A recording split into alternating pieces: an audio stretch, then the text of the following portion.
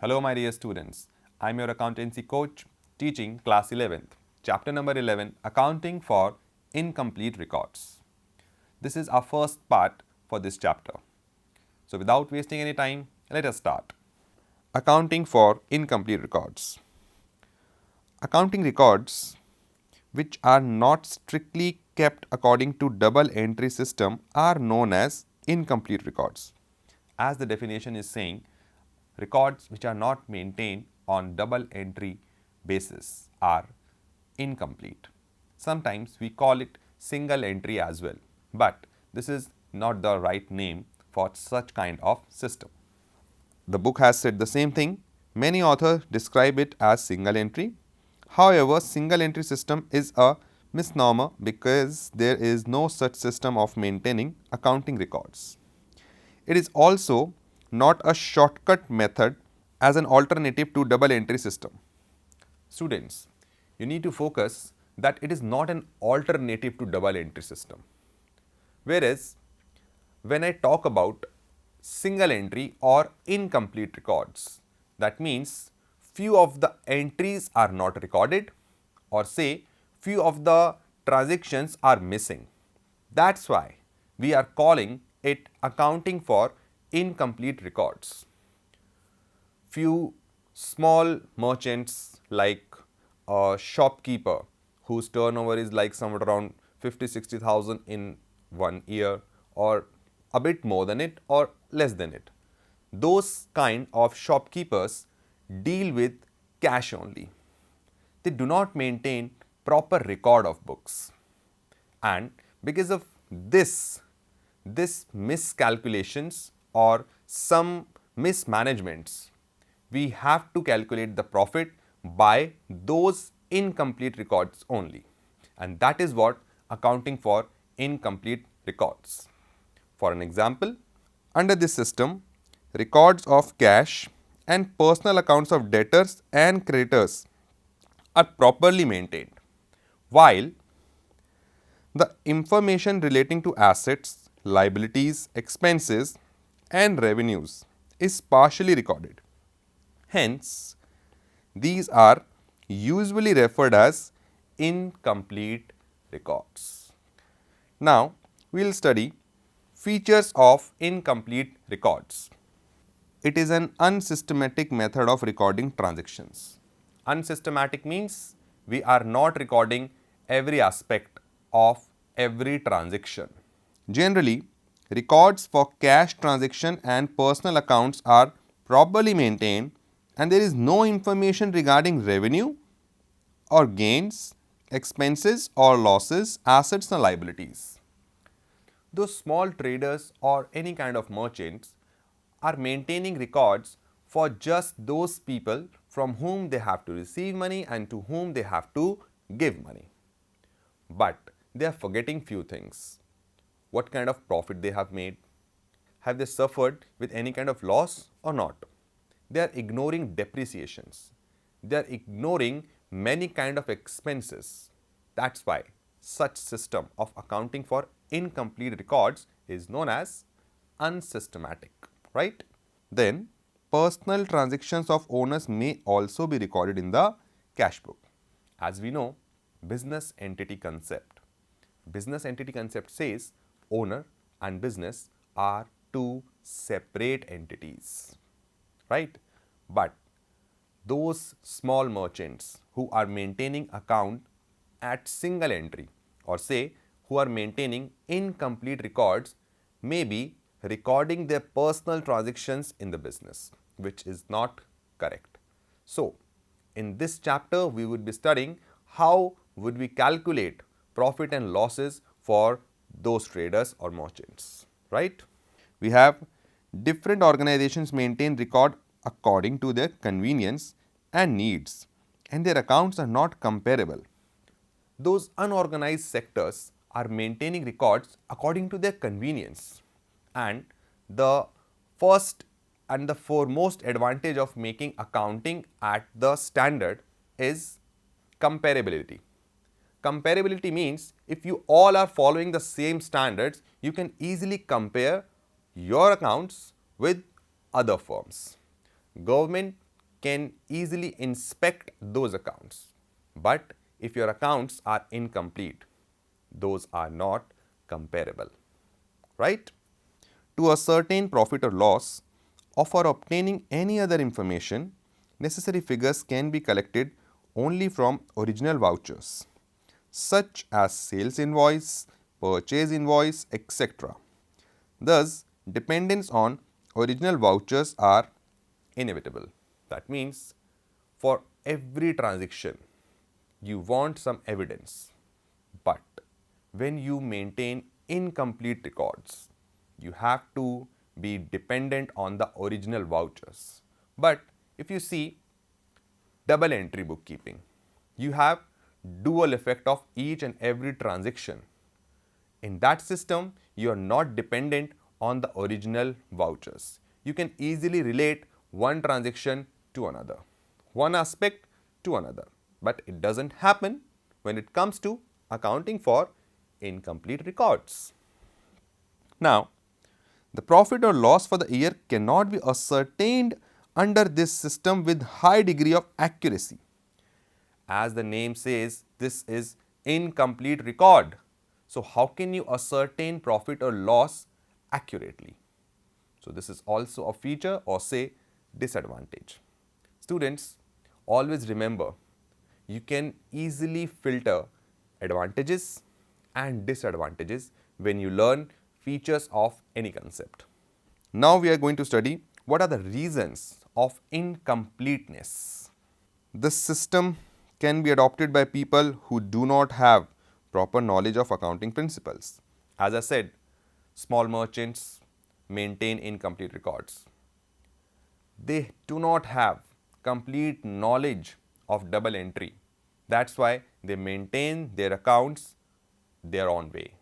That's why this is the only reason for the incompleteness of records, because they are small merchants and they do not prefer maintaining a scientific way, because the scale of business is too small to maintain a scientific way. They have very few transactions with them, so they do not bother. That's what the reason is for the incompleteness of accounting records. It is an inexpensive mode of maintaining records. They do everything manually. They do not use any accounting software. That's why the records are incomplete. Time consumed in maintaining records is less. When you maintain records manually, you do not follow any standard, so it is inexpensive, it is less time consuming as well. It is convenient mode of maintaining record, as the owner may record only important transactions. As a merchant is dealing with few transactions only, then he just record those transactions which are going to affect its profit or loss.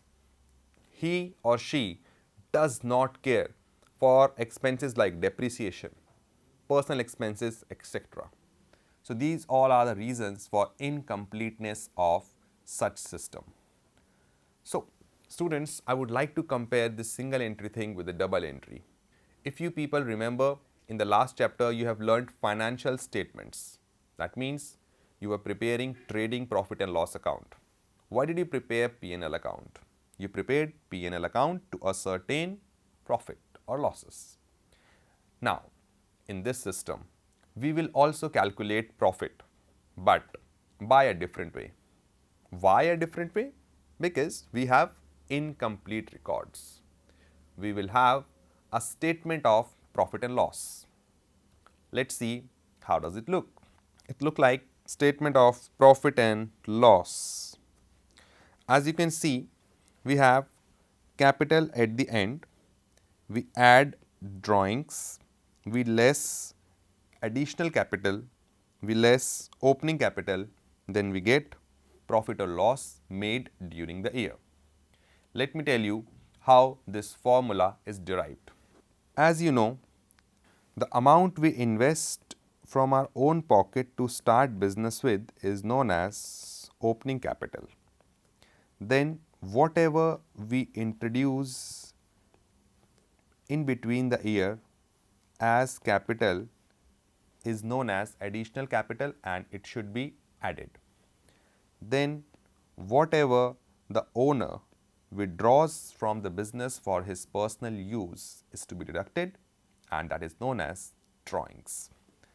Now, in case the owner or say business earns profit, it must be added, and in case he has suffered with a loss, it should be subtracted according to the situation, and the result would be closing capital,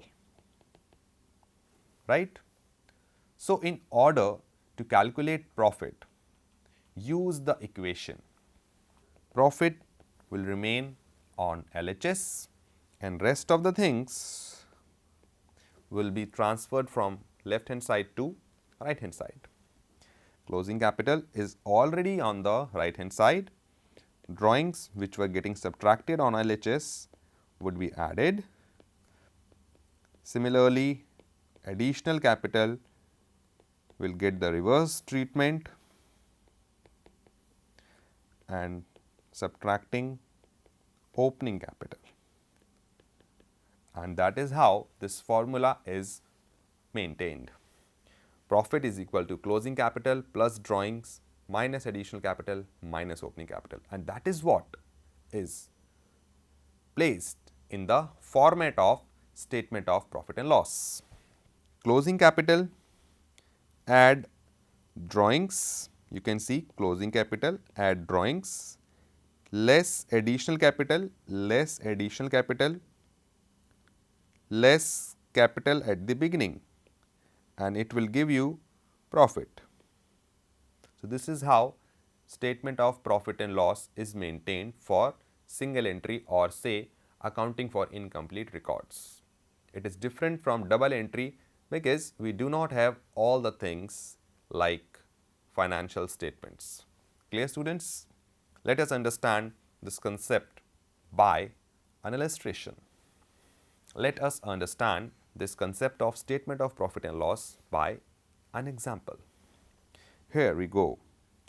Capital in the beginning of the year, that is your opening capital 120,000. At the end of the year is 2 lakh. Capital brought by the proprietor, that is additional capital 50,000. Withdrawals, that means drawing 30,000. And we are supposed to calculate profit or loss earned by the proprietor. Let me recall you the formula. Closing capital plus drawings minus additional capital minus opening capital will give you profit or loss. Let's place all these things in the format. Capital closing, we have to start with the closing capital, and that is 2 lakh. As you can see, 31st March 2005. 31st March 2005 means closing date because the opening date is 1st April 2004. So, here I place 2 lakh. Then we have drawings to be added. This is withdrawal 30,000 added. Then we have to get additional capital, and additional capital is 50,000. It is to be deducted. 50,000 is deducted out of 230,000, which gives you 180,000. Then we have opening capital and it is to be deducted, that is 120,000, and the result is 60,000 and it is profit. In case we get this figure in negative, that means the proprietor is suffering with loss, and obviously if it is positive, that is profit. So, that is statement of profit and loss. I would like to repeat, this is not profit and loss account. It is statement of profit and loss account maintained by few transactions, drawings, additional capital and opening capital. We do not have proper records like what is my rent, what is my salary, etc. We have calculated profits just by adding and subtracting drawings, additional capital and closing capital, right? Let us understand few more things related to incomplete records. Students, we have one more thing, that is statement of affairs.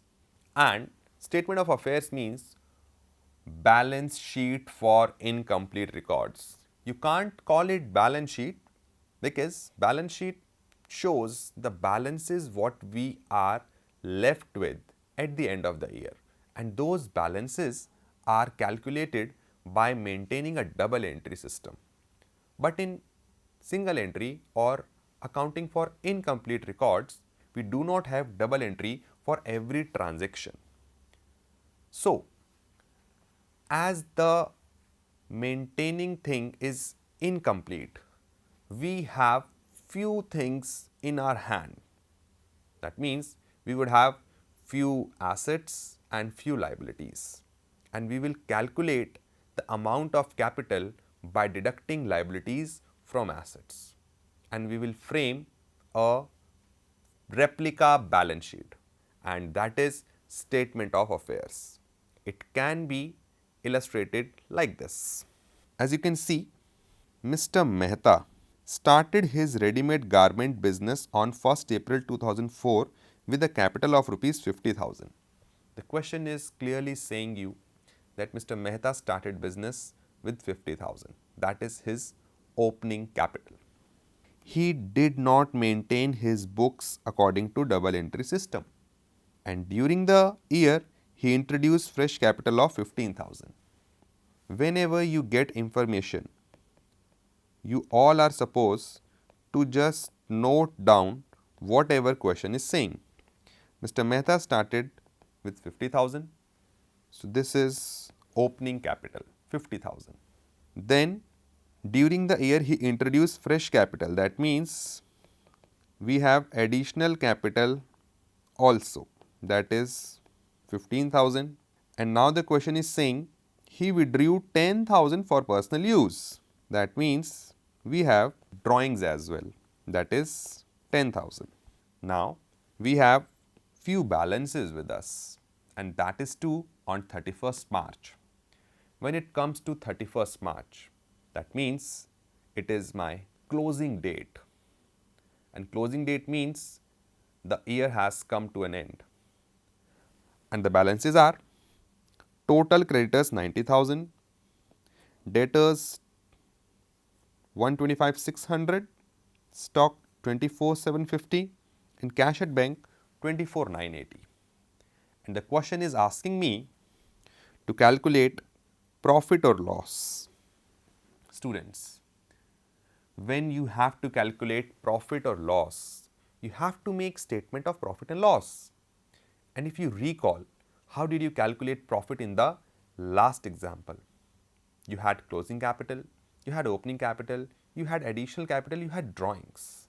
But in this question, you do not have closing capital with you. So how are we going to calculate that? So the answer is, we are going to maintain statement of affairs. That means we are going to deduct all the liabilities from our assets. And as you know, assets minus liabilities is nothing but capital. If you do this on 31st March, you would get closing capital. If you do the same on 1st April, you would get opening capital. So, recall the format of balance sheet you learned in your last chapter. The format is same: liabilities, amount, assets and amount. Now, I am going to place each and every balance at its place. The first thing was creditors. I placed it on the liability side. Then you had debtors. I placed it on the asset side. Then you had stock. I placed it on the asset side. Then you had bank. I placed it on the asset side.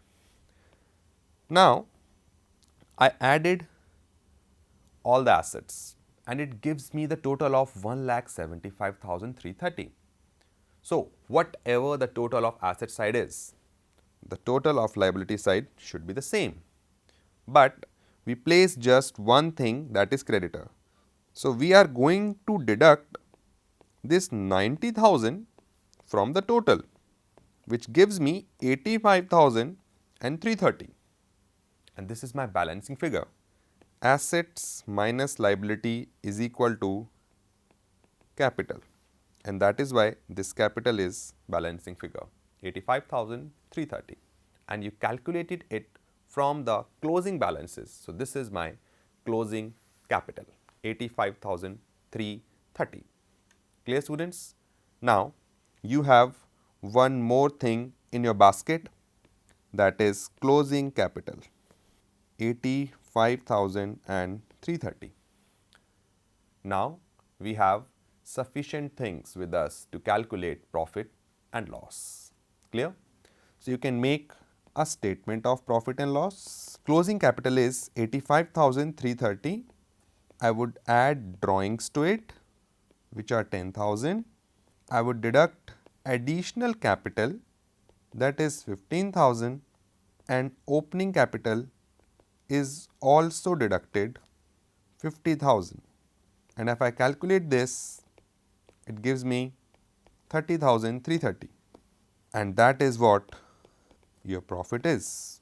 And this is the treatment of the balances in the statement of affairs, and I use the final figure from statement of affairs. So, this is how you use the balances in statement of affairs. The figure you received from statement of affairs was treated as closing capital to get profit and loss. So, students, you will find similar kind of questions in your textbook. So, you all are advised to practice the same, and we will meet up soon for the second part of the same chapter. Thank you very much.